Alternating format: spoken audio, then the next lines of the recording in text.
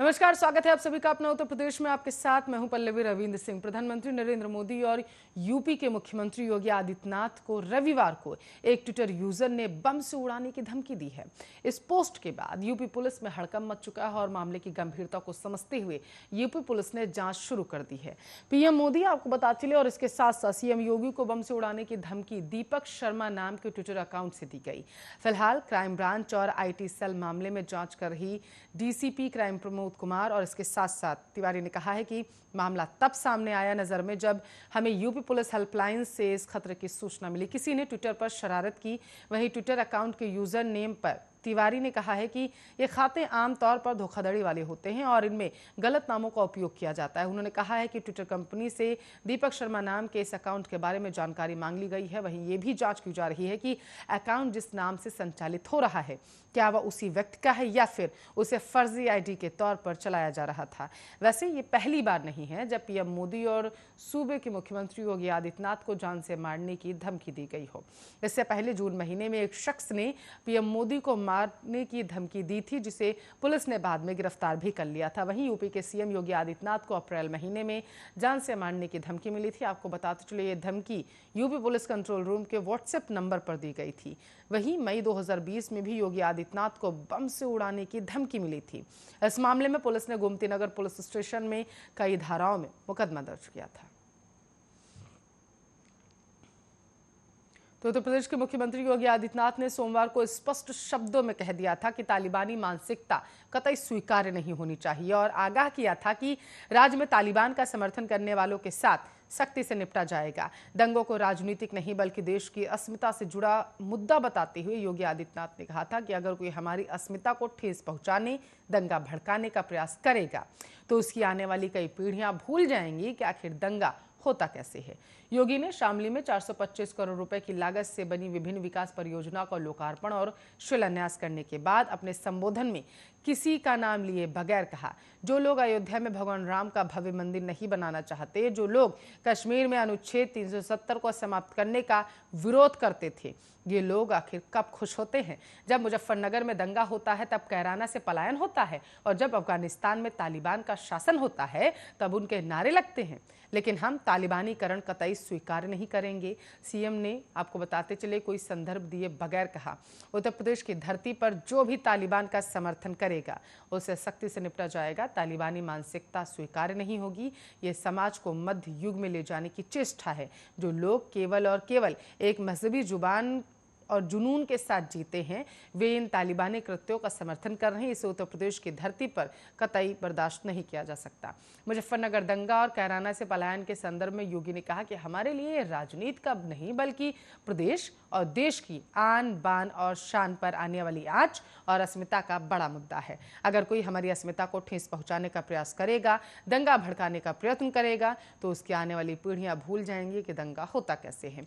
योगी ने पूर्ववर्ती सपा सरकार पर आरोप लगाते हुए कहा कि पहले यहां के नौजवानों को झूठे मुकदमों में फंसाकर उनकी जिंदगी तबाह करने का काम किया जाता था। हमारे वरिष्ठ नेताओं हुकुम सिंह, संजीव बालियान और सुरेश राणा के खिलाफ मुकदमे दर्ज किए जाते थे। उन्हें प्रताड़ित किया जाता था, महीनों जेल में डाल दिया जाता था। दंगाइयों को मुख्यमंत्री के आवास पर बुलाकर सम्मानित किया जाता था। तो आजाद समाज पार्टी के राष्ट्रीय अध्यक्ष चंद्रशेखर आजाद ने उत्तर प्रदेश के मुख्यमंत्री योगी आदित्यनाथ के खिलाफ विधानसभा चुनाव लड़ने का ऐलान कर दिया है। उन्होंने कहा है कि आजाद समाज पार्टी यूपी की सभी 403 सीटों पर चुनाव लड़ेगी। आजाद ने एक और बड़ी घोषणा करते हुए कहा उनका एक भी प्रत्याशी सवर्ण नहीं होगा। चंद्रशेखर आजाद ने कहा है कि योगी आदित्यनाथ कोई भी सीट तय कर लें, ऐसा नहीं है कि मैं सुरक्षित सीट से चुनाव लड़ूंगा, मैं वहां लड़ूंगा जहां से योगी आदित्यनाथ चुनाव लड़ेंगे।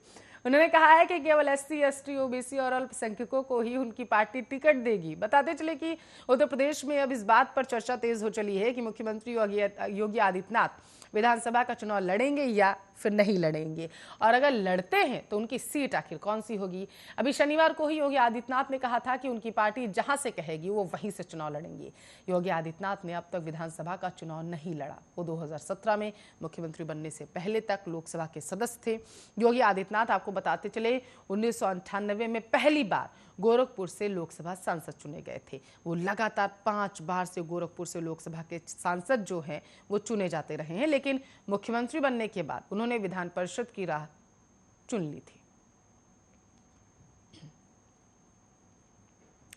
तो दूसरी तरफ राष्ट्रीय लोकदल प्रमुख जयंत चौधरी ने आगामी उत्तर प्रदेश विधानसभा चुनाव में कांग्रेस के साथ गठबंधन की संभावनाओं से साफ इनकार कर दिया। रविवार शाम आपको बताते चलें, शामली में पत्रकारों से बातचीत में उन्होंने कहा कि उनकी पार्टी की समाजवादी पार्टी के साथ गठबंधन को लेकर बातचीत अंतिम चरण में है। आरएलडी नेता ने हाल ही में लखनऊ हवाई अड्डे पर कांग्रेस महासचिव प्रियंका गांधी वाड्रा से मुलाकात की थी और बाद में दोनों छत्तीसगढ़ सरकार के चार्टर्ड विमान से दिल्ली रवाना हो गए।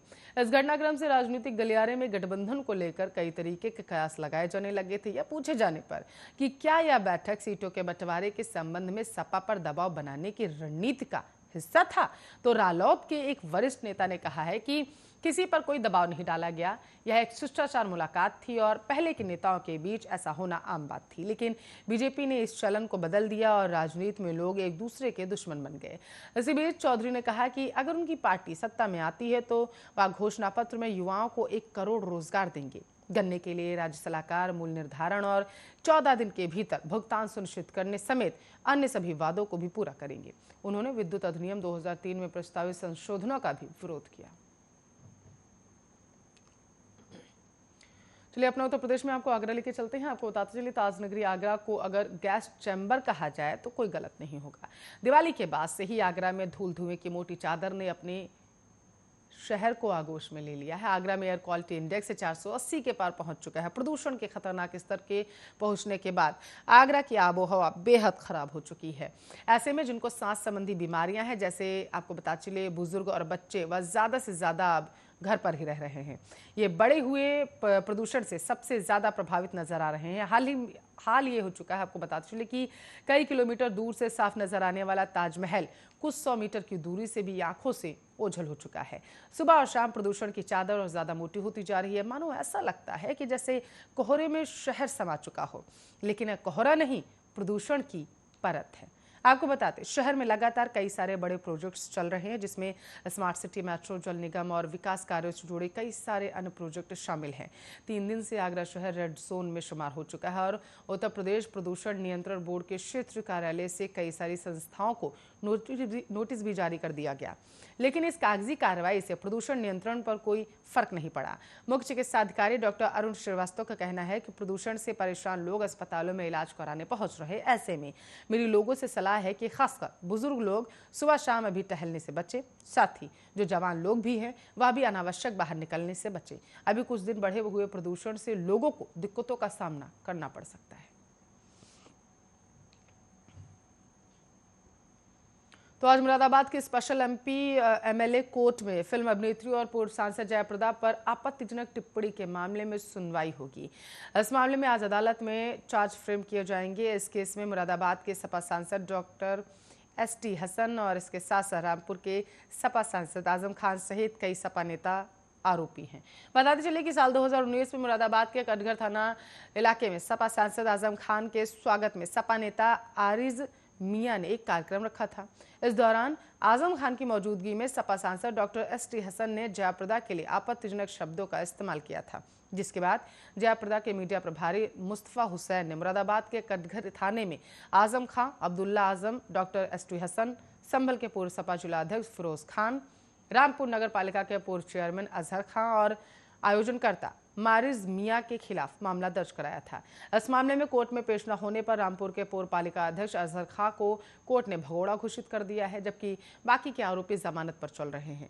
आरोपियों द्वारा चार्जशीट पर सवाल उठाते हुए कोर्ट में दिए गए डिस्चार्ज प्रार्थना पत्र को भी कोर्ट खारिज कर चुका है और अब आज इस मामले में आरोप तय होने हैं। इस मामले में आरोपी मुरादाबाद के सपा सांसद डॉक्टर एसटी हसन की आवाज का सैंपल मैच हो चुका है।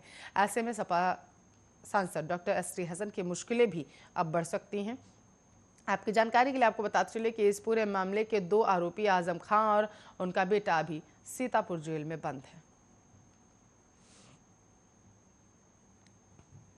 तो लखीमपुर हिंसा मामले में फॉरेंसिक लैब की रिपोर्ट में फायरिंग की पुष्टि हुई है। केंद्रीय गृह राज्य मंत्री अजय मिश्र टेनी के बेटे आशीष मिश्र और उसके करीबी अंकित दास के लाइसेंसी असलहा की बैलिस्टिक रिपोर्ट में फायरिंग की पुष्टि हुई है और इससे साफ हो चुका है कि तिकोनिया में हिंसा के दौरान लाइसेंसी असलहे से फायरिंग भी की गई। दरअसल तिकोनिया हिंसा के दौरान किसानों ने फायरिंग करने का मामला उठाया था।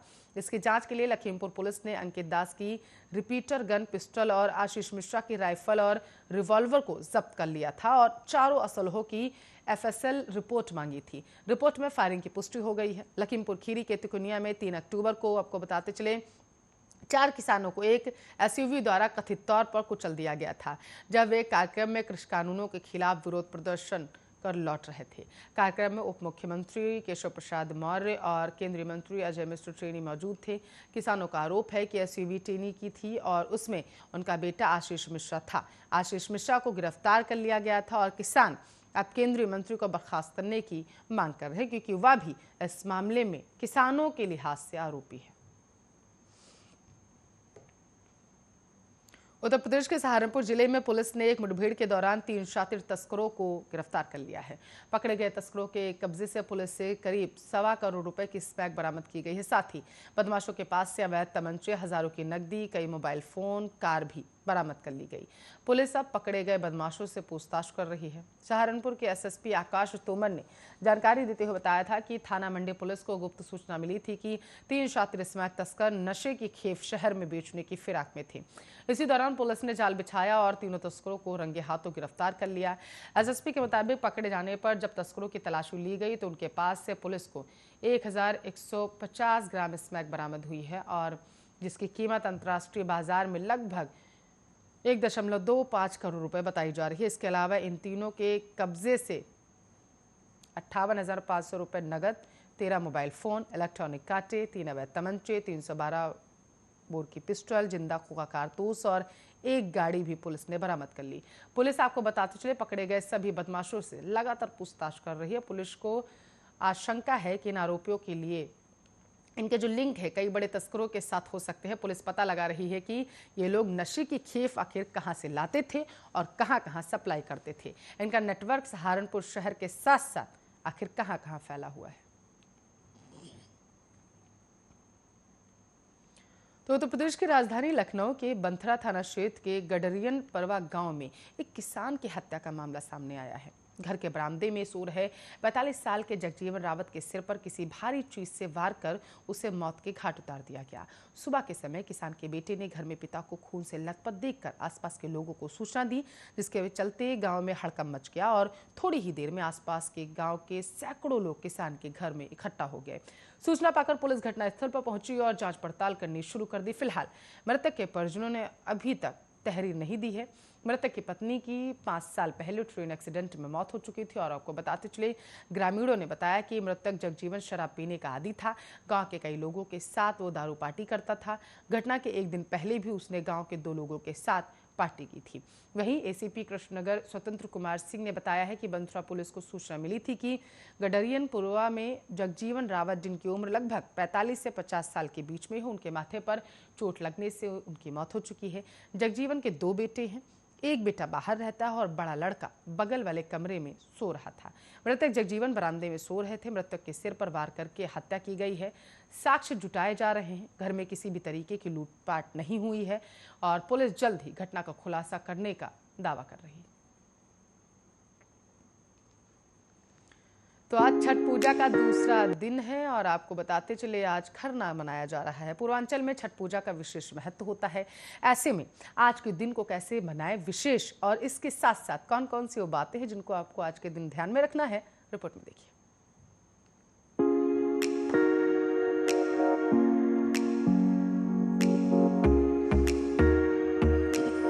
नहाय खाए के साथ छठ का महापर्व प्रारंभ हो चुका है। अब दूसरे दिन यानी कि आज खरना की परंपरा निभाई जा रही है। खरना कार्तिक शुक्ल की पंचमी को मनाया जाता है। खरना का मतलब होता है शुद्धिकरण। इसे लोहंडा भी कहा जाता है। आपको बताते चले खरना के दिन छठ पूजा का विशेष प्रसाद बनाने की परंपरा है। छठ पर्व बेहद कठिन माना जाता है और इसे बेहद ही सावधानी के साथ किया जाता है। कहा जाता है कि जो भी व्रती छठ के नियमों का पालन करती है उसकी सारी मनोकामनाएं सूर्यदेव पूरा करते हैं।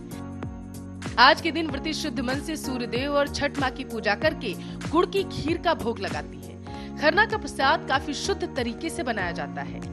खरना के दिन जो प्रसाद बनता है उसे नए चूल्हे पर बनाया जाता है। व्रती इस खीर का प्रसाद अपने हाथों से ही पकाती है। खरना के दिन व्रती महिलाएं सिर्फ एक ही समय भोजन करती हैं। मान्यता है कि ऐसा करने से शरीर से लेकर मन तक शुद्ध हो जाता है। आज के दिन महिलाएं और छठ व्रती सुबह स्नान करके साफ सुथरे वस्त्र धारण करके नाक से माथे की मांग तक सिंदूर लगाती हैं। खरना के दिन व्रती दिन भर व्रत रखती हैं और शाम के समय लकड़ी के चूल्हे पर साठी के चावल और गुड़ की खीर बनाकर प्रसाद तैयार किया जाता है। फिर सूर्य भगवान की पूजा करने के बाद व्रती इस प्रसाद को ग्रहण करती है।